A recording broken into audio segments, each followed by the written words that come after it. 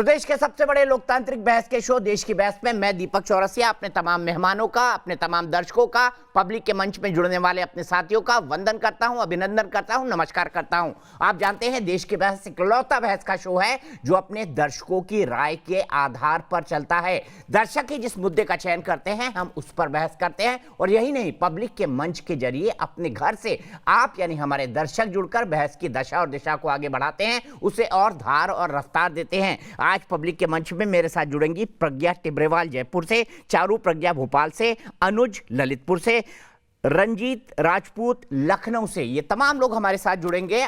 आपका सबका भी स्वागत है। लेकिन सबसे पहले बता दूं आज का विषय क्या है। विषय है तालिबान, क्योंकि आज तालिबान की सरकार बननी थी लेकिन नहीं बनी।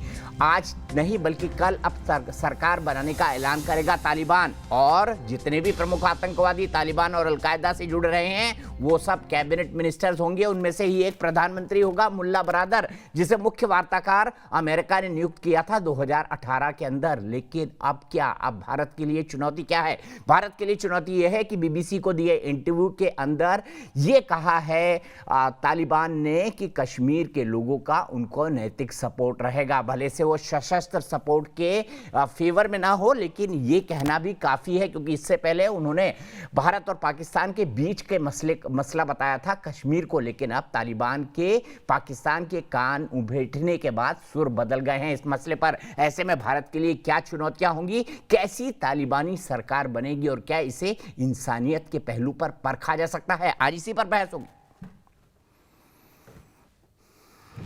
Suicide bomber, car bomb, barrel bomb, suicide vest, ये ट्रेलर है तालिबान के टेरर की। जी हां, तालिबान के आतंकियों ने गाड़ी के अंदर हजारों किलोग्राम विस्फोटक रखकर उसे कार बम बना दिया। वहीं खुले ट्रकों पर बम बारूद से दुनिया को दिखा दिया कि उसका असली चेहरा क्या है।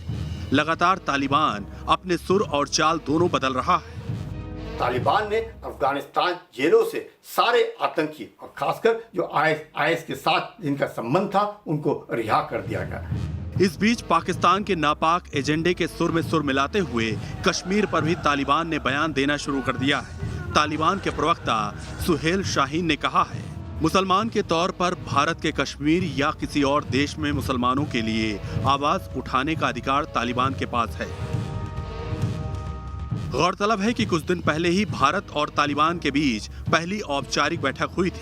अफगानिस्तान से अमेरिका के रातों रात वापसी के साथ ही तालिबान ने जीत का जश्न मनाया है। तालिबान के इस चेहरे के पीछे पाकिस्तान की बड़ी भूमिका साफ दिखती है। तालिबान लीडर जो टॉप हैं वो पैदा पाकिस्तान में हुए, पढ़े पाकिस्तान में। इसमें तो पाकिस्तान की खिदमात हैं कि इनको हमने तालीम दी और अब भी कई पढ़ रहे होंगे। पाकिस्तान के विदेश मंत्री शाह महमूद कुरैशी तो यहाँ तक कह चुके हैं कि अफगानिस्तान को दुनिया मदद करे। साफ है इसके पीछे भी गहरी साजिश है। जबकि अफगानिस्तान में अब औरतें भी अपने हक के लिए सड़कों पर तालिबान लड़ाकों के खिलाफ उतर आई हैं। इसी तरह तालिबान पैसों के खातिर चीन पर अपनी निर्भरता जाहिर कर चुका है। उसे पता है कि अफगानिस्तान के आर्थिक हालात अच्छे नहीं हैं। दरअसल संयुक्त राष्ट्र के मुताबिक अफगानिस्तान में भुखमरी और गरीबी का नया भयानक दौर शुरू हो चुका है। चाइना ने ये पहले से ही बंदोबस्त करके रखा था कि हम आपको मदद करते हैं और आप हमसे दूर रहो। अफगानिस्तान में तालिबान के काबिज होने से उपजे हालात को लेकर भारतीय सेना की उत्तरी कमान भी इस वक्त पूरी तरह नजर बनाए हुए है। देश की बहस में चर्चा है कि तालिबान के हाथ में सत्ता की चाबी आते ही उसने इंसानियत पर ताला जड़ना शुरू कर दिया है। यानी क्या माना जाए, तालिबानी लीडर और लड़ाके गिरगिट से भी ज्यादा तेजी से अपना रंग बदल रहे हैं। तो देश की बहस में हमारा आज का सवाल है, क्या तालिबान के सत्ता में आने पर आतंकवाद बढ़ेगा? हाँ या ना में इसका जवाब दे सकते हैं। आप हमारी वेबसाइट पर जा सकते हैं, आप हमारे मोबाइल ऐप पर जा सकते हैं, आप हमारे ट्विटर हैंडल पर जाकर वोट कर सकते हैं, आप हमारे फेसबुक पेज पर भी जाकर वोट कर सकते हैं। कार्यक्रम के बारे में कोई राय है, सुझाव है, आप शो में शामिल होना चाहते हैं तो 9711002266 पर हमें व्हाट्सएप करें। सीधे अपने बड़े पैनल को इंट्रोड्यूस करता हूँ। मेरे साथ पूर्व डिप्लोमेट अचल मल्होत्रा जी जुड़ गए हैं मेरे साथ। एक पॉलिटिकल एनालिस्ट देव कार्लेकर जो कि यूएस से जुड़े हैं वो जुड़ चुके हैं मेरे साथ। मायद अली पाकिस्तान के डिफेंस एनालिस्ट हैं वो जुड़ चुके हैं। थोड़ी ही देर में मेरे साथ जुड़ेंगे retired lieutenant general Gurmeet Singh साहब। मेरे साथ जुड़ेंगे अब्दुल समद याकूब साहब, फाउंडिंग मेंबर है पीटीआई के और स्पोक्स पर्सन है। मेरे साथ सनाफ हारून जी जुड़ेंगी जो कि एक पाकिस्तानी पत्रकार हैं। मैं सबसे पहले मायद अली साहब के पास जाना चाहूंगा। मायद अली साहब, कल आपने परेड देखी होगी जो अफगान टेलीविजन पर दिखाई गई। सुसाइड जैकेट का मुजाहरा किया जा रहा है, वहां पर बम का मुजाहरा किया जा रहा है, कार बम का मुजाहरा किया जा रहा है। तो अब की बार अफगानिस्तान में सुसाइड बमर सरकार? नहीं, उनके पास है क्या दिखाने के लिए? मतलब मेरा ख्याल है कि वो वैसे सिंबॉलिक थी ये। इनके पास है क्या? उनके वो यही चीज़ें हैं जो इस्तेमाल करते रहे हैं, यही उनके हथियार हैं। इसी तरीके से यही अफगान की जनता को मिलेगा रिटर्न गिफ्ट, और यही अमेरिका को मिलेगा रिटर्न गिफ्ट, यही ब्रिटेन को मिलेगा, यही वेस्टर्न कंट्रीज को मिलेगा। देखिए, हाइब्रिड वॉरफेयर के अंदर बहुत कुछ होता है। ये तोहफे अमेरिका के ही दिए हुए हैं सारे। मतलब अगर अमेरिका को मिलेगा तो मुझे तो कोई तकलीफ नहीं होती, क्योंकि अगर अमेरिका ये सारा कुछ 20 साल में ना करता तो ये आज तमाशा ना बनता जो बना हुआ इस पूरे खत्ते का। और मुझे बड़ा दुख है कि अमेरिका इस खत्ते को बिल्कुल बदहाली में और एक अजीब सी सूरत हाल में छोड़ के चला गया है। और दूसरा, तालिबान की देखिए, मैंने फिर आपको कहा है कि पहले भी बात की थी ये कि गवर्नमेंट्स बनती हैं, पीछे उनके पूरा एक स्ट्रक्चर होता है, एक सिस्टम होता है। अभी तो उनकी गवर्नमेंट भी नहीं बनी है। ये तो एक शो ऑफ पावर दिखाना था उन्होंने कि जी देखिए काबुल में हम आ गए हैं और हम अब कंट्रोल में हैं, और जो उनके हाथ में था वो उन्होंने लोगों को दिखा दिया।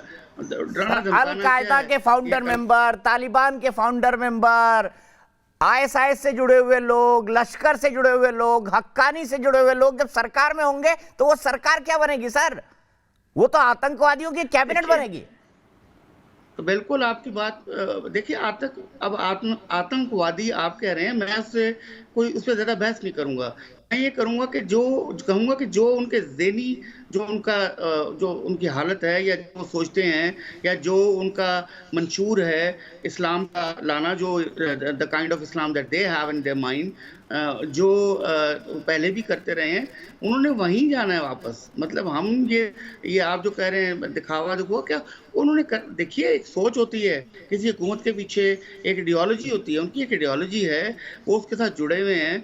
अब उसमें अगर ख़वातीन की जगह नहीं है, यानी कि मतलब औरतों के लिए जगह नहीं है, या उसमें कहीं टॉलरेंस कम है किसी चीज़ के लिए, तो ये उनका सिस्टम है। मैं बड़े मुल्कों में देखता हूँ जहाँ फाशिस्ट गवर्नमेंट्स होती हैं, हम उनको भी तो देखते ही हैं, ये भी ऐसे ही है। अगर आप उनको छोड़ जाएंगे इस तरह हाई एंड ड्राई बीच में, तो जाहिर है उन्होंने कब्जा किया पूरे मुल्क के ऊपर, पैदल चल के वो काबुल तक आ गए हैं, और सारी जगह पंजशीर में अब जंग हो रही है, कत्लो खून भी वहाँ शुरू हो गया जो पहले नहीं हुआ था।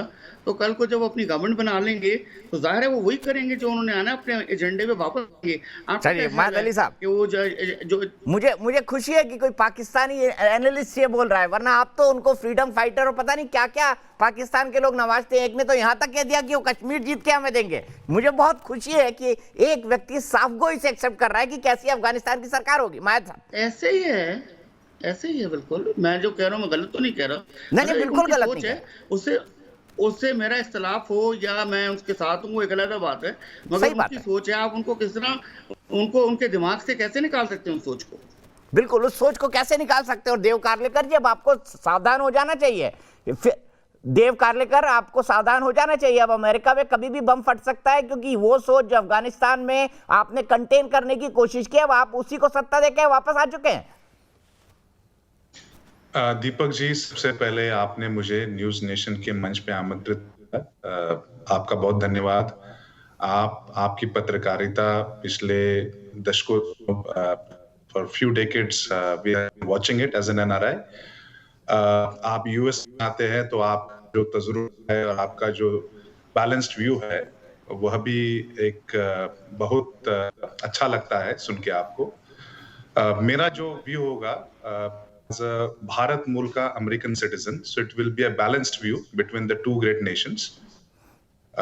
देखिए, पिछले 2 दशक से अमेरिका ने वहां पे along with the NATO forces 2 trillion से ज्यादा हमने पैसे खर्च किए हमारे 2400 से ज्यादा सैनिक वहां पे मार्टियर हुए, 20,000 से ज्यादा हमारे सोल्जर्स वुंडेड हुए। हमने उनको state of the art training दी। पिछले 20 सालों से 3 लाख से ज्यादा फौज थी जिनके पास modern weaponry, training by the finest of the army, और उन्होंने बिना कुछ एफर्ट्स किए अपने हथियार डाल दिए, कंप्लीट सरेंडर किए। ये भगोड़ों की अगर सेना होगी, अगर जज्बा नहीं होगा, all they were doing were hand out from the America. जब तक पैसे आ रहे थे billions and trillions of dollar, मजे मार रहे थे, कुछ नहीं कर रहे थे। जैसे पैसे खत्म, पता चला यूएस जाएगा, उन्होंने सरेंडर कर लिया। तो हम और क्या कर सकते हैं? अमेरिका को क्या इंटरेस्ट होगा अफगानिस्तान में? अमेरिका को इंटरेस्ट यही है कि जो अमेरिका के एलाइज है, भारत अगर आप देखें, या फिर फार ईस्ट एशिया में ताइवान, सिंगापुर, इनकी सुरक्षा के लिए हम पे थे। हमारे ऊपर जो 9/11 का अटैक हुआ उसको हमने खत्म करने के लिए पहले अफगानिस्तान में गए, तब पता चला पाकिस्तान में उसामा छुपा था, उसके घर में जाके उसको मार डाले। तो इतना करने के बाद अगर आप देखें, जब उनकी सेना को नहीं फाइट करना चाहती है तो हम कितना समय और दे? दूसरी बात, मुझे देव कार्लेकर जी, आप जितनी मासूमियत से बात कर रहे हैं उतनी मासूम है नहीं अमेरिका। अमेरिका अफगानिस्तान में इसलिए नहीं है क्योंकि अफगानिस्तान में तेल नहीं है। अमेरिका में जो नेचुरल रिसोर्सेज है अभी उसका इंटरेस्ट नहीं है। जिस दिन इंटरेस्ट जागेगा वो फिर से अफगानिस्तान में चलाएगा। आश्चर्य मल्होत्रा जी, क्या अमेरिका इतने भोले हैं जितना देव कार्लेकर जी बन रहे हैं अभी? और ये कह रहे हैं कि हमारा एलाई तो इंडिया है, जबकि वॉर ऑन टेरर में उसका सबसे बड़ा एलाई पाकिस्तान रहा है, जिसके घर में घुस के उन्होंने उसामा बिन लादेन को मारा।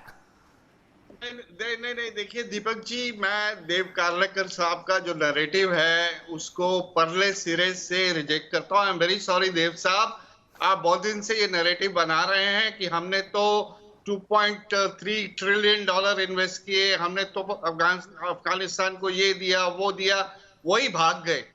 आप ये क्यों नहीं मानते कि आपके प्रेसिडेंट ने 29 फरवरी 2020 को कि इतना घटिया एग्रीमेंट साइन किया, इतना फ्लॉड एग्रीमेंट साइन किया आपने एक टेररिस्ट ऑर्गेनाइजेशन के साथ, दुनिया की सुपर पावर होने के बावजूद या एटलीस्ट क्लेम करने के बावजूद आपने एक टेरर ऑर्गेनाइजेशन के साथ एग्रीमेंट किया, और उस एग्रीमेंट में आपने ड्यूली इलेक्टेड सरकार को शामिल नहीं किया, और उस एग्रीमेंट को आपने उस सरकार के ऊपर थोप दिया और कहा कि आप अपना घर संभालो, हमारा काम हो गया, हमने अपनी सिक्योरिटी और सुरक्षा को सिक्योर कर लिया। तालिबान ने कहा कि हम आप पे अटैक नहीं करेंगे, आप हमें धीरे धीरे आ जाने दीजिए। इस फ्लॉड एग्रीमेंट की क्यों नहीं बात करते आप? जो बिडेन भी चाहते तो इस एग्रीमेंट को ट्वीक कर सकते थे, बदल सकते थे, थोड़ा बहुत अपने विड्रॉल को लिंक कर सकते थे इस बात के साथ कि जब तक अफगानिस्तान में एक इंक्लूसिव शांतिपूर्वक तरीके से सरकार नहीं बन जाएगी हम अपना कंप्लीट नहीं करेंगे।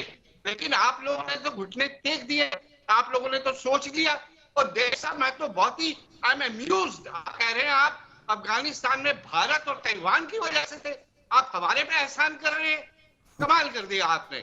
आप इंडो पैसिफिक में आपने अब आपका फोकस जो है इंडो पैसिफिक पे है। चाइना के अगेंस्ट आप इंडिया की पार्टनरशिप ढूंढ रहे हैं, और आप हम पे एहसान जता रहे हैं कि अफगानिस्तान में आप हमारे से थे, आप अपनी वजह से थे, और आप अपनी ही वजह से निकले हैं वहां से। तो मैं माफी चाहता हूं, आप इस तरह का गलत नैरेटिव मत फैलाइए। हिंदुस्तान में पढ़े लिखे लोग बैठे हैं, कोई भी इसको डाइजेस्ट नहीं करेगा।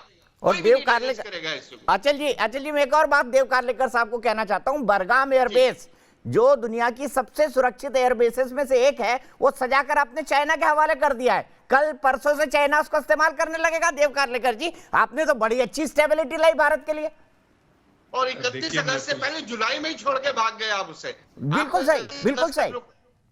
जुलाई में ही छोड़ दिया आपने, और हैंड ओवर भी नहीं किया, किसी को बताया भी नहीं अफगानियों को। तो आपने तो मोरल डाउन कर दिया ना उनका। और आप करप्शन की बात करते हैं, आपको 20 साल में पता नहीं लगा वहां करप्शन है? आपको नहीं पता लगा ये 3 लाख जो सैनिक है, आधे से ज्यादा ऑन रोल है ही नहीं, सिर्फ तनख्वाह पाने के लिए बैठे हुए हैं वहां पे। आपने डिमोरलाइज किया, आपने सब कुछ किया, आप आंखों से देखते रहे, और उसके बाद जब निकल गया तो सारा ठीकरा आपने अफगानियों के सर पे फोड़ दिया। ठीक है, जवाब ले लेते हैं देव कार्लेकर जी से। मेरे साथ सना हारून जी भी जुड़ गई हैं, पाकिस्तानी पत्रकार हैं, वो भी जुड़ गए, उनके पास भी जाऊंगा, लेकिन पहले देव कार्लेकर। बताइए, आपने तो बरगाम एयरबेस को सजा के अफगानियों की चाइना के हाथ में दे दिया है। देखिए दीपक जी, मैं यही कहना कि द टाइम हैज कम। मैं भारत मुल्क का सिटीजन हूं। जो मेरा व्यू पॉइंट होगा वह अमेरिका और भारत के प्रति हम और क्या कर सकते हैं। उंगलियां तो आप उठाओगे, जब दूसरे की तरफ एक उंगली उठाते हो 4 उंगलियां आप पे भी उठेंगी। भारत ने क्या किया पिछले 20 साल से अफगानिस्तान में? सिर्फ अमेरिका का दायित्व है? वसुधैव कुटुंबकम की व्याख्या तो भारत की है ना। तो जब भारत ने पूरे सालों से, हजारों सालों से मदद की है, अफगानिस्तान की संसद, अफगानिस्तान की सड़क, अफगानिस्तान के पावर प्रोजेक्ट, अफगानिस्तान की सड़कें, अफगानिस्तान का इंफ्रास्ट्रक्चर किसने तैयार किया? आप तो अमेरिकन कॉन्ट्रैक्टर को कॉन्ट्रैक्ट दे दे के अपने पैसे वापस अमेरिका ही पहुंचा रहे थे। भारत ने तो नहीं किया ऐसा। भाई साहब, अमेरिका के साथ भारत भी जुड़ा था। मैं वही कह रहा हूं, वसुधैव कुटुंबकम की हमारी परंपरा है। यह समय है इस क्राइसिस मोमेंट पे भारत और America to show the solidarity. देखो, तालिबान 45,000 से ज्यादा अफगानी भारत में अभी अजाइलम ले रहे हैं। 1.5 लाख से 2 लाख अफगानी अमेरिका में अजाइलम लेंगे। उसमें 1% भी अगर तालिबान या फिर शरिया या फिर आईसिस के प्रति सहानुभूति रखता है, आप सोचिएगा हजारों की संख्या में लोग। जब अमेरिका ही आईसिस के प्रति सहानुभूति रख रहा है तो बाकी लोग क्या कर लेंगे भाई? जब अमेरिका ही तालिबान के प्रति सहानुभूति रख रहा है, मुझे लगता है कि अमेरिका 1267 का रिजोल्यूशन यूनाइटेड नेशंस का भूल गया, जिसमें तालिबान और अलकायदा दोनों साथ साथ के आतंकवादी हैं। गुरमीत सिंह जी एग्री करेंगे कि नहीं करेंगे? अगर अमेरिका ही तालिबानी सोच को बढ़ाएगा तो उस सोच के लोग अमेरिका नहीं पहुंचेंगे क्या? दीपक जी, देखिए, जो आप कह रहे हैं बिल्कुल ठीक है। लेकिन एक बात मैं कहूंगा कि एक बहुत स्पष्ट रूप से कि जो वहां पर छोड़ के गए हैं अमेरिका, जो हथियार, जो टेररिज्म की सोच, जो रेडिकलाइजेशन की सोच, क्या सोचा है कि ये थ्रेट क्या है, इसका इम्पैक्ट क्या होगा? और मैं ये कहना चाहता हूं कि देखिए, सबसे बड़ी जो विफलता रही है अमेरिका की वो ये है कि वो 20 साल में अगर उनको कोई सक्सेस मिली तो वो सिर्फ अबोटाबाद में मिली, जब उन्होंने ओसामा बिन लादेन को एलिमिनेट किया। लेकिन ये समझ ही नहीं सके कि टेररिज्म की सेंटर ऑफ ग्रेविटी क्या है। जो पाकिस्तान ने अपना प्रॉक्सी, झूठ, डिनायबिलिटी का जो उन्होंने एक स्टेट स्ट्रेटजी किया था, उसको अमेरिका आज तक नहीं समझ सका है। और मैं कहूंगा कि स्थिति को इस हालत में छोड़ के गए हैं कि आने वाले समय के अंदर में जो टेररिज्म, जो रेडिकलाइजेशन, जो ये सब टेररिस्ट ऑर्गेनाइजेशन जिनको छोड़ के गए हैं, जिस ऑर्गेनाइजेशन ने 26 अगस्त को सुसाइड अटैक किया है, वो आगे जाके क्या करेगा? और देखिए, जिस स्थिति में आप इस पूरे इलाके को छोड़ के गए हैं, जिस स्थिति में आप इस इलाके के अंदर में टेररिज्म, रेडिकलाइजेशन और ये जो सोच, एमिरेट की सोच जो छोड़ के जा रहे हैं, इसका आखिर में अंत क्या होगा? जिस प्रकार आपने सिचुएशन क्रिएट किया यहाँ पर, आपने तो जो चाइना है, जो रशिया है, तो उन ईरान है, उनको सब को टेररिस्ट के साथ में खड़ा करके गए हैं। वो ऑर्गेनाइजेशन को आप ये सोचिए कि अभी जो चुनौतियां हैं अफगानिस्तान के अंदर, जिसके अंदर में इतने टेररिस्ट ऑर्गेनाइजेशंस हैं, जिनके पीछे जो उनका सरगना जिसने उसको ऑर्गेनाइज किया है, उसके ऊपर तो आपको कोई एक्शन किया नहीं है। लेकिन इसका क्या होगा इफेक्ट इस इलाके के अंदर में? और एक बात पक्की है, ये जो टेररिज्म, रेडिकलेशन की जो लहर है, इससे दुनिया बिल्कुल अछूती नहीं रहेगी। और मेरे को तो ऐसा लगता है कि सबसे बड़ी जो विफलता ये रही है कि आपने पाकिस्तान का जो सेंटर ऑफ ग्रेविटी था, जिस प्रकार से उसने बेधड़क हर एक टेररिस्ट ऑर्गेनाइजेशन को बढ़ाया और जिस प्रकार से सपोर्ट किया है, ये सबसे, देखिए, आपकी हो सकता है आपके इंटेलेक्चुअल में आप बहुत बड़ी सोच रहे होंगे कि हाँ, डिसीजन ठीक था, अभी आप शिफ्ट कर देंगे इंडो पैसिफिक रीजन के। लेकिन जो काम करने का तरीका था ना, जो एक नैरेटिव को एक ऑन ग्राउंड एग्जीक्यूट करना चाहिए, जिस प्रकार से वैक्यूएशन को एग्जीक्यूट किया है, जिस प्रकार फाइटिंग वहां से विड्रॉल किया है, वो ठीक नहीं किया है। ठीक है, मैं इसी बात पर आगे बढ़ूंगा जनरल साहब, लेकिन उससे पहले सना के पास जाना चाहता हूं। सना, अभी जॉब रॉबसन जो कि ब्रिटेन के फॉरेन सेक्रेटरी हैं, यानी विदेश मंत्री, उनका बयान आया है कि ब्रिटेन ने कह दिया है कि वो तालिबान को मान्यता नहीं देगा। हाँ, तो शाह महमूद कुरैशी कह रहे थे कि भाई अगर दुनिया ने मान्यता नहीं दी तो फिर आप देखिए बहुत खतरनाक हो जाएगा। धमकी देना अभी से शुरू कर दिया कुरैशी साहब ने। आप क्या कहेंगे? आप अपना सवाल थोड़ा सा रिपीट करेंगे, मुझे आपकी ऑडियो बहुत कम आ रही है दीपक। सना जी, थोड़ा सा आप अगर मैं लाउड ये बोलें पूछ तो रहा मैं हूँ कि आपका सवाल ब्रिटेन ने समझ अभी सकूं। अभी कहा है कि वो तालिबान को मान्यता नहीं देगा एक सरकार के तौर पर। कुरैशी साहब ने आज ही कहा है कि अगर दुनिया ने मान्यता नहीं दी तो बहुत खतरनाक होगा। क्या पाकिस्तान ने अभी से धमकी देनी शुरू कर दी है कि तालिबान को मान्यता दो वरना सबके घर आतंक पहुंचेगा? देखिए दीपक, ऐसी बात नहीं है और उनका जो बयान आया है ठीक है, वो हमारी नॉलेज में है, लेकिन देखिए दीपक, मेरी बात सुने। इस वक्त अमेरिका, बशमूल अमेरिका के, इस वक्त पाकिस्तान के सब लोग चक्कर लगा रहे हैं और पाकिस्तान से वो रिक्वेस्ट कर रहे हैं कि तालिबान से उनके ताल्लुकात अच्छे इस्तवार करवा दें, क्योंकि इस वक्त जो वहाँ पे गवर्नमेंट बनने जा रही है तो ऑब्वियसली ये सभी को वहाँ की हुकूमत माननी पड़ेगा और कोई ऑप्शन है नहीं। और रही बात, आप लोग जो पाकिस्तान के ऊपर हमेशा की तरह इल्जामात लगाते हैं कि ये हर चीज़ के पीछे पाकिस्तान है, तो देखें पिछले 74 साल तारीख में ये पहला मौका है जब अफगानिस्तान के अंदर भारत का कोई इन्फ्लुएंशियल स्टेक नहीं है।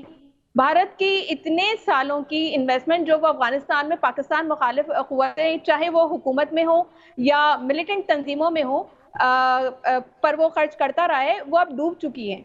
ले दे के डूबते को तिनके का सहारा ही के मानंद अब भारत जो है अहमद शाह मसूद और अमरुल्लाह सालेह पर तकिए किए बैठा है। पाकिस्तान दुश्मनी में भारत इस कदर अंधा हो चुका है कि उसको ये भी नजर नहीं आ रहा है कि वो ये बात पाकिस्तान पे लागू नहीं होती क्या? अफगानिस्तान, अच्छा, दुश्मनी भारत ने कर रखी है कि पाकिस्तान ने कर रखी है? कौम के नाम पर अलग मुल्क आपने ही मांगा था ना, भारत और पाकिस्तान, वरना तो एक साथ थे ना। तो दुश्मनी किसने पाली? आपने पाली, हमने पाली? सुने, आपके जो दूसरे पैनलिस्ट बैठे हुए हैं वो इतनी देर से अपनी रागमाला जप रहे थे, वो आपकी मन की पसंद की बात थी तो आप खामोशी से सुन रहे थे। अब मैं तो आपको भी सुन रहा हूं। हाथ रख रही हूँ, आप चटपटा रहे। तहम्मुल मिजाजी से बात सुने, मेरी तहम्मुल मिजाजी से बात सुने। देखिए, पाकिस्तान दुश्मन में आप इतने अंधे हो चुके हैं, इस कदर भारत अंधा हो चुका है। दुश्मनी किसने पाली? उसको ये भी जिसने पाकिस्तान बनवाया उसने पाली या जिसने भारत से अलग पाकिस्तान दे दिया उसने पाली? इसका तो जवाब दीजिए सना जी। पूरी दुनिया में जारी रेजिस्टेंस मूवमेंट्स को एक नया हौसला मिला है। भारत अभी तक 15 अगस्त नर्वस ब्रेकडाउन का शिकार है, उसको समझ ही नहीं आ रहा है क्या करना क्या है। जब आपकी हुकूमत कोमे से बाहर आएगी ना, जब तक बहुत देर हो चुकी होगी, क्योंकि आज की बदली हुई दुनिया आपको नजर ही नहीं आ रही है। इस वक्त तमाम दुनिया तालिबान के साथ एंगेज होने के लिए अपने जो डिप्लोमेटिक चैनल्स हैं उनको एंगेज कर रहे हैं। यहाँ तक कि अमेरिका तक ये कह चुका है कि हम तालिबान के साथ महदूद हद तक राब्ते में हैं। और इसके अलावा पेंटागन से सना मैं आपकी बात को बिल्कुल एक्सेप्ट करता हूं। दहशतगर्दी और दहशतगर्दों के खात्मे के खिलाफ जंग करेंगे, तो इसका तो मतलब ये है कि अमेरिका भी दहशतगर्दों को सरकार में बिठाकर, हक्कानी नेटवर्क के मुखिया को रक्षा मंत्री बनाकर, इसके खिलाफ मुल्ला बरादर जिसने अलकायदा बनाया उसको प्रधानमंत्री बनवाकर आप आतंकवाद से मुकाबला करेंगे। आप लोग बहुत मेरी बात सुने, आप लोग नहीं, आप मुझे बताइए ना, हक्कानी नेटवर्क के मुखिया को रक्षा मंत्री बनाकर और मुल्ला बरादर जिसने अलकायदा की स्थापना की उसको प्रधानमंत्री बनवाकर आप आतंकवाद का खात्मा करेंगे। बड़ी अच्छी सोच है आपकी, मुबारक हो आपको। क्योंकि मेरी माँ कहा करती थी सावन के अंधे को हरा ही हरा नजर आता है। आप लोग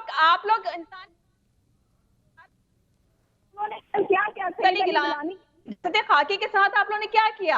आपने वहां पे आपने कर्फ्यू नाफिज कर दिया, आपने उनके लोगों को जनाजे में शिरकत की। ये आप लोग का तो असर चेहरा है। आप लोग तो घबराहट इतनी हो गई थी कि अगर वहां पे आवाम आ गई तो आपका तो तख्ता ही उलट जाएगा वहां पे कश्मीर में, मकबूजा कश्मीर में। आप इंसानियत की बात करते हैं। आप लोग किस किस्म के लोग हैं कि आपके अंदर तो इंसानियत नाम की कोई चीज ही नहीं है। तभी आपको पाकिस्तान दे दिया हमने बिना इंसानियत के, है ना जनरल गुरमीत सिंह साहब? दुश्मनी किसने पाली है? पाकिस्तान ने पहले पाली या भारत ने पहले पाली, या भारत बड़ा दिल का है जिसने पाकिस्तान दे दिया इनको मजहब के आधार पर? शुरू से पाकिस्तान खटकता है जनाब, तो भारत की आंखों में शुरू से खटकता है। जनरल साहब। दीपक जी देखिए, गलत फहमी का कोई इलाज नहीं है, और ये जो भ्रम अगर कोई कहे बिल्कुल गलत फहमी और मेरी माँ ये भी कहा करती थी शक की दवा लुकमान हकीम के पास भी नहीं है। सना जी रिस्पेक्टफुली सुन लीजिए। देखिए, जो देश अपने आप को सोचता है कि वो टेररिज्म के ऊपर में अपना भविष्य बनाएगा, जो देश सोचता है कि रेडिकलाइजेशन, एक्सट्रीमिज्म, फंडामेंटलिज्म के ऊपर अपना भविष्य बनाएगा, जो देश सोचता है कि अपने आप को चाइना को बेच के लोन डेट के ऊपर में अपना भविष्य बनाएगा, जिस देश ने सिर्फ एक इंडस्ट्री बनाई है, टेररिज्म की इंडस्ट्री, जिसने अपनी जनरेशन को फूंक दिया है, आप चाहती हैं कि आपके मुल्क के अंदर में, आपके समाज के अंदर में ऐसा वातावरण हो जहां जनरेशन को तबाह बर्बाद किया है, क्योंकि आप सिर्फ झूठ पे मबनी खबरें अपने टेलीविजन में बैठ के आप लोग बातें करते हैं। सना जी सुन लीजिए, ऐसा ना हो आप लोग का कि कोई वास्ता आपकी नहीं है। सोच विचार सना जी आपको बिल्कुल तफसील से सुना उन्होंने। सुन लीजिए उनको सुन लीजिए फिर आप जवाब दीजिएगा। मैं पूरा मौका दूंगा आपको। अभी समय आप अपना देश को देख लीजिए, पूर्ण रूप से फेल हो चुका है गवर्नेंस में, एडमिनिस्ट्रेशन में, इकोनॉमी में। आपकी क्या हालत है? आप अपने आप अंदर, अपने घर के अंदर में झांक के देखिए। आप ऐसा मत बोलिए, आप एक यूथ है, आप एक महिला है, आपको अपने देश को निर्माण आप अपने घर की फिक्र कीजिए। पाकिस्तान बेहतर तौर पे अपनी घर की, अपने मुल्क की हिफाजत बहुत अच्छे तरीके से कर सकता है। जनाब इमरान खान की जो स्ट्रैटेजीज हैं उसको पूरी दुनिया में सराहा जा रहा है भारत में, क्योंकि भारत की मर्जी की बात नहीं की जाती। इस वक्त पूरी दुनिया पाकिस्तान के साथ इंगेज है। आपको साइडलाइन किया हुआ है, एकदम खत्म। और आपका जो इलाका है ये डूरन लाइन के आसपास वाला पूरा अफगानिस्तान, उसको हड़पेगा। आप लिख के ले लीजिए। उसके बाद जिस प्रकार आप सेल्फ डिस्ट्रक्शन की तरफ जा रही हैं वो, और आप एक बात मेरी आप लिख के ना कागज के ऊपर में, ये जो पीओके और गिलगित बाल्टिस्तान है, ये भारत अपना रेड लाइन बता चुका है, this will be integrated back. और आप जिस रास्ते पे चली हुई है, जहां आपका जो पूरा राष्ट्र चला हुआ है, जिस प्रकार से पाकिस्तान आर्मी और आईएसआई ने पूरे देश को फूंक दिया है, और अभी जो वेपन्स आएंगे, टेररिस्ट ऑर्गेनाइजेशन एक गलत फहमी के साथ में आएंगे, उसकी देखना आग पाकिस्तान को किस प्रकार झुलसेगी। ये मैं आपको इसलिए बोल रहा हूँ कि जो पाकिस्तान की महिलाएं हैं, जो यूथ है, आप समझदार हैं, आपको मालूम है कि आपके राष्ट्र का निर्माण, आपके समाज का निर्माण एक बहुत जरूरी चीज है। टेररिज्म, रेडिकलाइजेशन, फंडामेंटलिज्म कभी भी किसी समाज का भला नहीं कर सकता है। ठीक है जनरल साहब, ये बात जनरल साहब, मैं एक सवाल पूछता हूँ। सना जी आप यूथ हैं, आप यंग है, आप में एनर्जी है। मैं आपसे एक सवाल पूछना चाहता हूँ। भारत ने दुनिया को क्या दिया? सत्या नडेला दिया, गूगल, सुंदर पिचई दिया, हमने पेप्सिको की इंदिरा नूई को दिया। पाकिस्तान ने क्या दिया? हाफिज सईद दिया। पाकिस्तान ने क्या दिया? पाकिस्तान ने दिया ओसामा बिन लादेन एबटाबाद में अमेरिका को। पाकिस्तान ने अमेरिका को क्या दिया? मौलाना मसूद अजहर। पाकिस्तान ने और क्या दिया? आप बताइए ना, कितने आतंकवादी दिए? हक्कानी नेटवर्क वाला, वो मूल पाकिस्तान का है, जो अभी रक्षा मंत्री बनने जा रहा है आपका। मुल्ला बरादर, जो कभी अलकायदा और मुल्ला उमर से जुड़ा हुआ था, वो प्रधानमंत्री बनेगा। तो अब दहशतगर्द अगर आपके पड़ोस में मंत्रिमंडल संभालेंगे तो आपके घर में तरबूज और टमाटर नहीं उगने वाला है, आपके घर में भी बंदूकें और बम ही उगेंगे। सना जी, ककड़ी को देख के खरबूजा भी रंग बदलता है। अच्छा जो कर लेते हैं आप, अपनी खैर मनाएं। अब मेरी बात सुनिए। देखिए, अगर आप मैं आपकी बात का जवाब जरा देती हूँ, लेकिन मेरी बात सुने। आप लोग जो है मुसलमान को या तालिबान को आप ये कहते हैं कि जो शिद्दत पसंद है। अगर भारत मजहबी शिद्दत पसंदी और सोच को तालिबानाइजेशन का नाम देता है, तो भारत में भी तालिबानाइजेशन है, और वो है हिंदुत्व आइडियोलॉजी, जो इंसानियत के लिए ज्यादा हिंदुत्व आइडियोलॉजी ने पाकिस्तान आपको प्लेट में सजा के दिया है। सना जी, आप भूल गई। अपने वालिद साहब से पूछ लेती, अपने दादाजी से पूछ लेती। इसी हिंदुत्व सोच ने आपको पाकिस्तान प्लेट में सजा कर दिया है, या इसी सोच ने आपको पाकिस्तान प्लेट में सजा कर दिया है? हिंदुत्व के नाम पर ऊंचे हो जाते हैं, तो आपने उस बच्ची का रेप कर दिया। तो भारत में भी शिद्दत पसंदी है, भारत में भी शिद्दत पसंदी है, और वो भारत में इस कदर फैल गई है।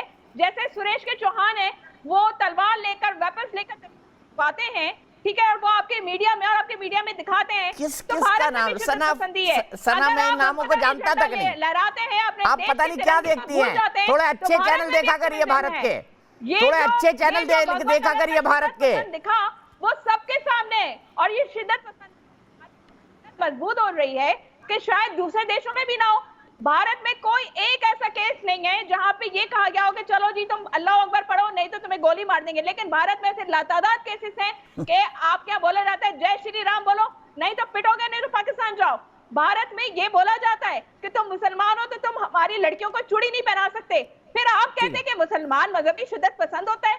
भारत अपने अंदर झांक के नरेंद्र मोदी खुद को शीशे में जब देखते होंगे तो मोदी को खुद के अंदर एक शिद्दत पसंद और जालिम जाबिर नजर आता है। आपको नजर आता होगा, उनको नहीं नजर आता। भारत से कोई ताल्लुक अगर नहीं कोई है। शिद्दत पसंद दुनिया में सबसे बड़ा मुल्क है तो वो पाकिस्तान है। सना हारून जी, पूरी दुनिया जानती है।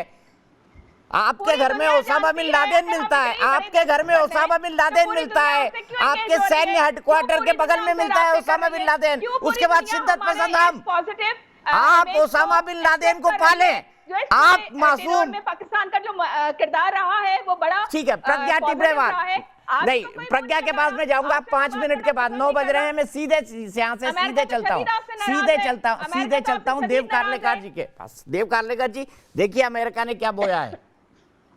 अगर आप बारूद बोएंगे तो आपको मूली नहीं मिलेगी, टमाटर नहीं मिलेगा, ब्रोकली नहीं मिलेगी, बारूद ही मिलेगा वापस। देव कार्लेकर जी, दीपक जी, मैं पहले सना जी को कहूंगा। सना जी तो मेरी बहन है। Sana ji, our DNA is the same. Pakistan कहाँ मानते हैं? उनका डीएनए तो अफगानिस्तान से मिलता है आजकल, तालिबान से। अगर जिन्ना साहब के वालिद भी हिंदू थे, आप फोर फादर्स भी हिंदू है, तो आप अपने धर्म को आप डर के मारे आप कन्वर्ट हो गए, वो बात अलग है। लेकिन हर धर्म का गलत ना कीजिए प्लीज, सम्मान करें, हर धर्म का सम्मान करें। देखो, हमारा डीएनए सेम ही है। साउथ एशियन कॉन्टिनेंट में आप देखे, फैक्ट्स को गलत ना कीजिए प्लीज, फैक्ट्स को गलत ना कीजिए। मैं साहब आऊंगा आपके पास, देव जी को बोल लेने दीजिए। मैं साहब इसके बाद तुरंत आपके पास आऊंगा। और अब्दुल समद याकूब साहब भी जुड़ गए मेरे साथ, पीटीआई के स्पोक्स पर्सन। अगर आप देखें महाभारत में गांधारी जी कंधार से, विच इज कंधार से आई है, तो वी ऑल आर वन। जो अगर आप अखंड भारत देखें तो अफगानिस्तान से लेके हम वियतनाम, इंडोनेशिया, मलेशिया, हमारा सारों का डीएनए सेम है। रही बात और 47 में जो एक लाइन क्या खींच गई, भारत ने पाकिस्तान को एक अलग नेशन क्या बना दिया। अगर आप देखें 70 साल में क्या हुआ है, पूरी दुनिया आज भारत को द लीडर इन आईटी के नाम जानती है। दीपक साहब ने नाम भी बयां किए, जो इंफॉर्मेशन टेक्नोलॉजी में बड़े ऊंचे पद पे trillions of dollars of companies run कर रहे हैं। आप विश्वास नहीं करेंगे, पाकिस्तान भी आईटी का लीडर है, लेकिन उस आईटी का डेफिनेशन है इंटरनेशनल टेररिज्म। पाकिस्तान ने दुनिया को क्या दिया टेररिज्म के खिलाफ? टेररिज्म के खिलाफ कभी आवाज उठाई है? सना जी, आप औरत है, आपको पता है आपके ऊपर कितनी जातियां होती है, आपके ऊपर कितने रेस्ट्रिक्शंस है, निकाह हलाला से लेके बिगमी से, आप जन्म से मृत्यु तक झूठ रहती है। तो आप यू मस्ट रिस्पेक्ट। भारत में हम स्त्रियों का सम्मान करते हैं, हमारी देवियां हैं। जी वो सम्मान देखा है हमने, सरस्वती जी, सारी देवियां का तो भारत में ना हम औरतों का सम्मान करते हैं। रखा है आप लोगों ने। अच्छा एक बात बताइए सना, देव जी को कंक्लूड करने दीजिए। देव जी कंक्लूड करिए। सना जी, मैं आपके पास आ रहा हूँ, 1 मिनट रुक जाइए, मैं आपके पास आ रहा हूँ। अच्छा, आपको भारत में महिलाओं के साथ सलूक खराब दिखता है, जो मुख्यमंत्री रह चुकी है, प्रधानमंत्री रह चुकी है, राष्ट्रपति रह चुकी है, सुप्रीम कोर्ट की जज रह चुकी है। आपको तालिबान का सलूक महिलाओं के साथ अच्छा लगता है, जो उनको कोड़े मारते हैं, उनकी नाक काटते हैं, उनकी जबान काटते हैं। सना जी, आपको इस सोच का समर्थन करते हुए शर्म आनी चाहिए एक महिला के तौर पर कि तालिबान वाले नाक काटते महिलाओं की, तालिबान वाले कोड़े मारते महिलाओं को, तालिबान वाले 12 साल की लड़कियों को उठा के 60 साल की उम्र के मुद्दों से शादी कर देते हैं। खिलाफ आवाज भी उठाएंगे। मुझे बिल्कुल इस तरह के वाकयात, जहाँ पे देखिए मैं एक लड़की हूँ, ये मेरी मर्जी है कि मैं दुपट्टा ओढ़ूं, तो ये मेरी मर्जी है, कोई मुझे जबरदस्ती ये नहीं बोल सकता। क्यों कोड़े क्यों मारते हैं? ये आपके प्रधानमंत्री जो मुल्ला बरादर बनने वाले हैं, उनके चेले कोड़े क्यों मारते हैं महिलाओं को अफगानिस्तान में? बताइए ना, जबरदस्ती उनसे उनके कोड़े क्यों मारते हैं? उसमें भी एतराज है। कोड़े क्यों मारते बताइए ना, महिलाओं को नाक क्यों काटते हैं? औरतों के साथ ज्यादती होगी, उनके हुकूक सल्ब किए जाएंगे, तो मैं उसके ऊपर भी आवाज बुलंद करूंगी। इसी तरह मकबूजा कश्मीर के अंदर जो भारतीय फौज वहां पे जो उन्होंने काबिज की हुई है, जो वहां पे औरतों ठीक है। सना जी रुक जाइए, आप बहुत एग्रेसिव हैं। तो उसके ऊपर भी मैं आवाज बुलंद करूंगी। आप इमरान खान की तरह बैटिंग करना चाहती हैं, आपका अच्छी बहुत बात है, धन्यवाद लेकिन और इमरान बैठे, खान अब तो आप फेल्ड क्या हुक्मरान समझते हो हैं गए कि हैं। दुनिया को आप आपके अपना देश में इनको सिलेक्टेड कहा जाता है। जो सीधे मैं कुछ चलता कर हूँ, रहे मेरी एक हैं, दर्शक दुनिया प्रज्ञा टिपड़ेवाल जुड़ गई हैं जयपुर से। प्रज्ञा जी, सना जी की बात आप सुन रही होंगी, क्या कहेंगी प्रज्ञा जी? मैं सुन रही हूँ। देखिए दीपक जी, सबसे पहले मैं धन्यवाद करना चाहती हूँ आपका कि आपने मुझे इस मंच पे इनवाइट किया इस कन्वर्सेशन के लिए। बहुत बहुत धन्यवाद। और मैं आपकी बहुत बड़ी फैन हूँ इस चीज में, तो मुझे बड़ी खुशी हो रही है कि मैं आपके साथ हूँ। ठीक है, तो जिस तरीके से अभी मैंने सारी बातें सुनी, सबकी बातें सुनी, सारी चर्चाएं सुनी, तो मैं वुमेन एम्पावरमेंट के बारे में कुछ बोलना चाहूंगी कि चाहे कोई सा भी देश हो, स्पेशली तालिबान है, पाकिस्तान है, वहाँ इतनी सारी चीजें हैं महिलाओं के लिए कि उनको इतना ज्यादा रोक टोक में रखा जाता है कि हाई हील्स ना पहने, कुर्ते में पहने, वो मतलब छोटी बाजू नहीं पहन सकती हैं और घर से ऐसे नहीं निकल सकती हैं, वो सिनेमा नहीं जा सकती हैं। मतलब ऐसा क्यों है?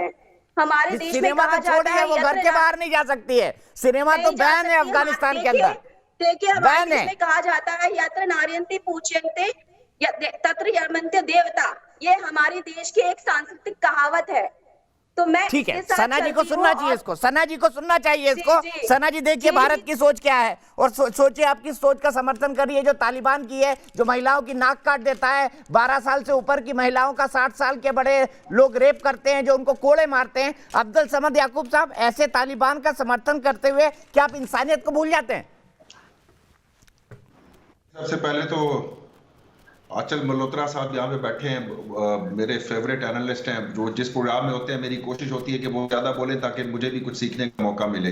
बिल्कुल, मैं बाकी बात जो है, अचल जी से आपका राब्ता कराऊंगा, बिल्कुल बातचीत कराऊंगा। जी जी, बाकी बात यही है कि वो आप एक गिवन एक फिक्स एजेंडे के तहत प्रोग्राम करते हैं कि तालिबान ये तालिबान वो एक घिसा पिटा आपका नैरेटिव है कि वो कल आपने जाके तालिबान को रिकॉग्नाइज कर लेना है। फिर मैं आपसे पूछूंगा कि जी वो बताए ना कि तालिबान कौन से बड़े, कल आपकी फॉर्मल मीटिंग हुई है, तो ये इस तरह से आप अपनी ही अगेंस्ट जा रहे हैं, मेरे खिलाफ प्रोग्राम नहीं कर रही है।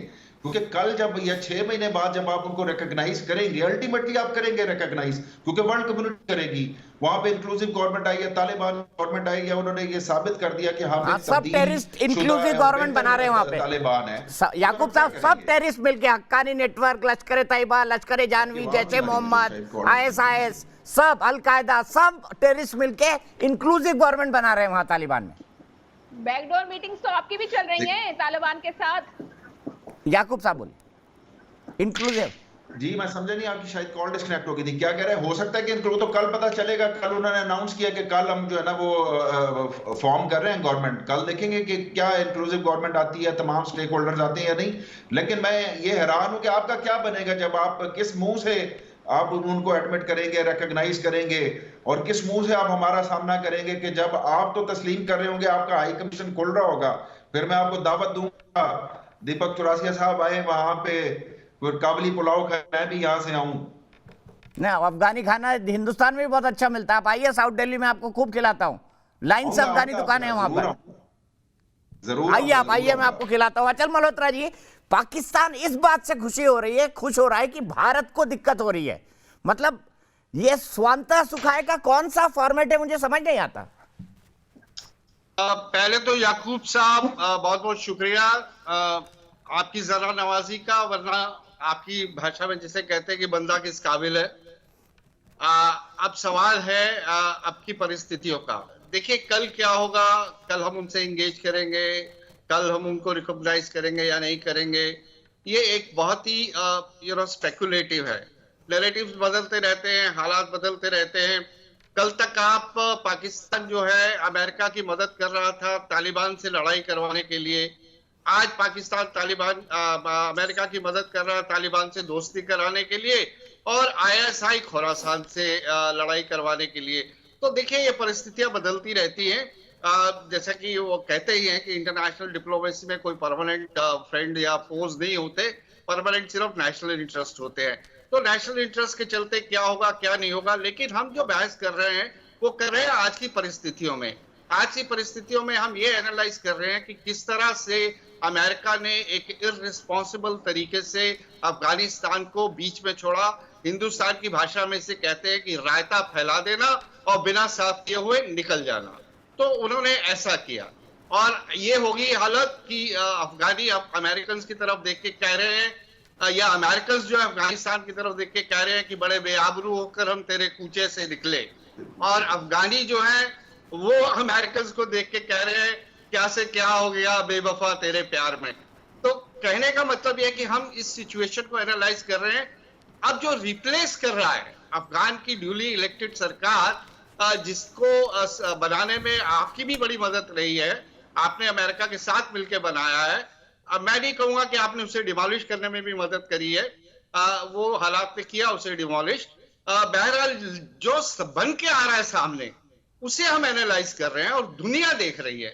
देखिए अभी भी तो यूएन की अगर कोई वुक्कत है तो यूएन के हिसाब से अल कायदा हो गया, ये आपका तालिबान हो गया, ये तो है तो टेररिस्ट ऑर्गेनाइजेशन।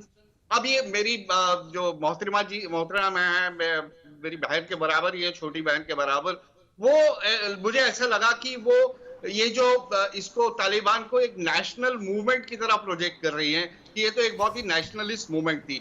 माफ करना, फिर मैं आपसे पूछूंगा तहरीक तालिबान पाकिस्तान क्या है? क्या वो भी नेशनलिस्ट मूवमेंट है? बलूच नेशनल मूवमेंट है, वो क्या है? वो आतंकवादी है या वो भी एक नेशनलिस्ट मूवमेंट है? तो बड़े सवाल हैं एक दूसरे से जुड़े हुए। हमें अफसोस इस बात का है कि इस तरह से जोर जबरदस्ती से आप एक चुनी हुई सरकार को गिराते हैं, और वो जो गिराते हैं वो आतंकवादी है। आतंकवाद का उनके पूरे क्रेडेंशियल्स है। इससे पूरी दुनिया के आतंकवादियों को शह मिल रही है, सब उन्हें बधाई दे रहे हैं, सब अब ये एनकरेज और एम्बोल्डन फील कर रहे हैं। आने वाले वक्त में हमें तो सावधान पहले से ही रहना है। हम तो हैं ही पहले से सावधान। हम तो जानते हैं कि अल-कायदा, जैश ए मोहम्मद, ऐसी बहुत सी ऑर्गेनाइजेशन वहां पे बैठी है जो अब और एम्बोल्डन होके हमारे इलाके में आके जो है मुश्किलें पैदा करेगी। लेकिन माफ करना, आप पाकिस्तान के भाई बहनों, आपको भी काफी जो है चौकस रहना पड़ेगा। हमारे एक और कहावत है, एक कैरेक्टर है जिसे भस्मासुर कहते हैं और उसे अंग्रेजी में फ्रैंकेनस्टाइन्स मॉन्स्टर कहते हैं। तो आप ही के बनाए हुए जो ये आपके पेट्रोनाइज किए हुए हैं, कल ऐसा नहीं हो आप ही पे वार करे तो आप ही को लेने के देने पड़ जाए। तो let's have a balance analysis. ठीक है, सीधे मैं जनरल बख्शी के पास चलता हूं। अचल साहब आपने अपनी बात कंप्लीट की, जनरल बख्शी के पास चलता हूं, उसके बाद सना के पास।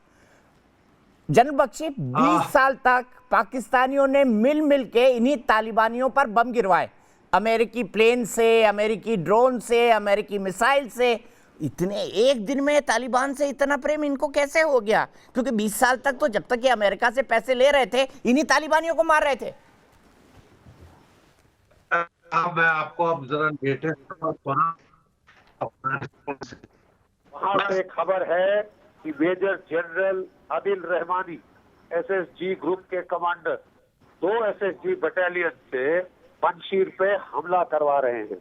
उनके सपोर्ट में एक स्क्वाड्रन टैंक है, एक बैटरी 155 मिलीमीटर गन है, 6 एपीसी ऑफिसर्स हैं, 4 यूए कोबरा अटैक हेलीकॉप्टर हैं।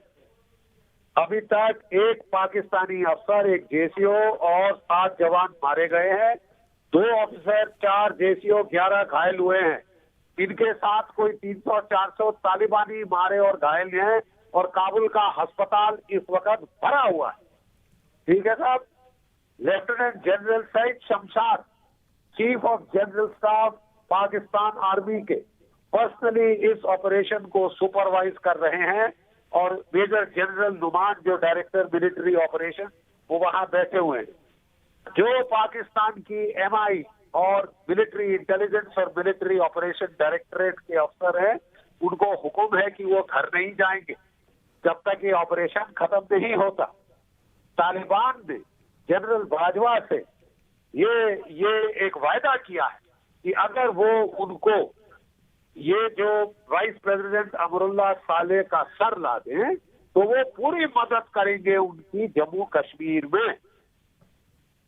इस वक्त जीएचक्यू में ड्रोन के जरिए इस ऑपरेशन की लड़ाई युद्ध की जो लाइव तस्वीरें हैं वो वहां पे ब्रॉडकास्ट की जा रही हैं।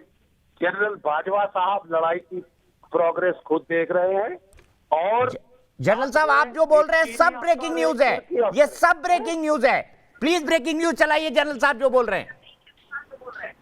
देखिए, मैं बहुत अहम ब्रेकिंग न्यूज दे रहा हूं।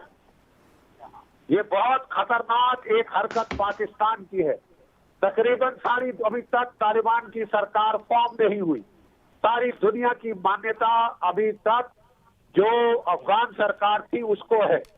गनी साहब बेशक भाग गए हों, वाइस प्रेसिडेंट अमरुल्लाह साले साहब इस वक्त पंजशीर में है। पंजशीर से अफगान रेजिस्टेंस भीषण फाइट बैक कर रहा है। उन्होंने पुलेचार्की की जो स्टेट कैपिटल है उस पर कब्जा कर लिया है और जो सलाम टनल है उसके इलाके में भी रिपोर्ट्स आ रही है कब्जा है।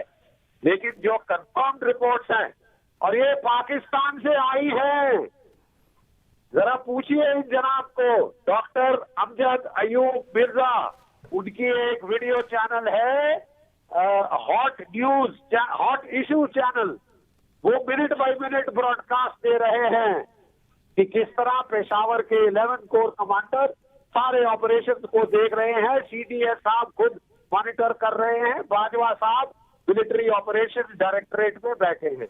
मेरे लिए एक खराब खबर है बाजवा साहब के लिए। अगर आपने थोड़ा सा ध्यान दिया होता जो सोवियत आर्मी के ऑपरेशन चले थे अफगानिस्तान में 1980 की दशक में, तो आपको पता चलता कि पंजशीर वैली के ऊपर सोवियत फौजों ने 7 बड़े हमले किए। जो आखिरी बड़ा हमला था उसमें उनकी गार्ड्स एयरबोर्न डिवीजन 101, 102, 104 इनके जो क्रैक रेजिमेंट थी उनको इस्तेमाल किया गया था। एक मोटराइज्ड राइफल डिवीजन इस्तेमाल हुई थी। 10,000 अफगान फौजें इस्तेमाल हुई थी। पहले उनके तुपले बॉम्बर्स गए थे, उन्होंने कारपेट बॉम्बिंग की थी पंजशीर की, ठीक है साहब। और उसके पश्चात उनके हाइंड अटैक हेलीकॉप्टर गए थे जो कि काफी ज्यादा ताकत रखते हैं, यूए कोबरा से ज्यादा फायर पावर रखते हैं। उसके बाद उनकी तोप खाने की जो एक बैटरी नहीं, उनके तोप खाने की वहां पे जो है एक multi barrel guard rocket regiment और 130 मिलीमीटर मीडियम गनों ने ताबड़तोड़ फायर किया। उसके बावजूद ताजिक बहादुरों ने उनके दांत खट्टे कर दिए। ठीक है साहब। तो अभी भी पंजशीर में यही होने वाला है जनरल साहब, आपको लगता है कि शेर है? अभी तक तालिबान केवल औरतों को पीट पीट के, बेचारी बिटिया जैसी औरतों को पीट पीट के बड़े 30 मार खा बन रहे थे। हालत पतली हो गई जब हमले किए 2 तालिबान के ऊपर। खूना खच्चर हो गया है, काबुल का अस्पताल भर गया है।